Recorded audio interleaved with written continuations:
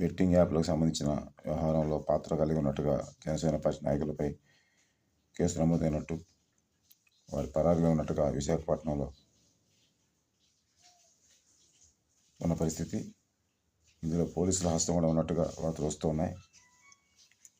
మేము మంగళగిరి ప్రాంతంలో బెట్టింగ్ యాప్లకు వ్యతిరేకంగా ఈ కేంద్రంగా నిరసన తెలియజేస్తూ ఉన్నప్పుడు, నిరసన గొంతు వినిపిస్తున్నప్పుడు జనసేన పార్టీ వారిని అడిగాం. అయినప్పటికీ వారి గొంతు వినిపించడానికి మాతో కలిసి, లేదా వారి సొంతంగా వినిపించడానికి కూడా ముందుకు రాలేదు. ఎందుకు ఇలా ఉందంటే, బెట్టింగ్ యాప్ల వ్యవహారంలో వాళ్ళకి ఏదో ఆసక్తి ఉంది. అవి కొనసాగితే వచ్చే ప్రయోజనం పట్ల. మంగళగిరి ప్రాంతంలో కూడా చాలా చోట్ల ప్రజల్లో ఒక చర్చ ఉంది, ఇక్కడ చాలా బెట్టింగ్ యాప్లు నడుస్తున్నాయని. దీనికి సంబంధించి ఫిర్యాదులు వచ్చిన పరిస్థితి ఉంది. అనేక లావాదేవీలు అక్రమంగా జరిగాయి మా అకౌంట్లో అని చెప్పి. దీనికి సంబంధించి కూలంకష విచారణ మాత్రం జరగడం లేదు పోలీసు వారి వైపు నుంచి. జనసేన పార్టీ కేంద్ర కార్యాలయం వద్ద ఈ నెల 25వ తేదీన నిరసన తెలియజేయబడిపోతున్నాం.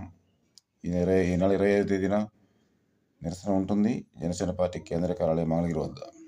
బెట్టింగ్ యాప్ వ్యవహారంలో జనసేన పార్టీ ముందుకు రానందుకు, ఇప్పుడు వారి నాయకులు నేరుగా దానిలో పాత్ర కలిగి ఉన్నందుకు తక్షణం స్పందించాలి జనసేన పార్టీ.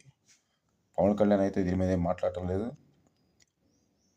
బెట్టింగ్ యాప్ల అక్రమాల్లో పాలు పంచుకున్నటువంటి పవన్ కళ్యాణ్గా మిగిలిపోతారేమో, చేతుల్లో చూసుకోవాలని కోరుతూ ఉన్నాం. బెట్టింగ్ యాప్ల పవన్ కళ్యాణ్ అంటారేమో చూడండి. బెట్టింగ్ యాప్ల పవన్ కళ్యాణ్ అంటారేమో చూసుకోండి. కమ్యూనిస్ట్ ఇండియా వర్ధిల్లేను, కమ్యూనిస్ట్ విప్లవం వర్ధిల్లేను.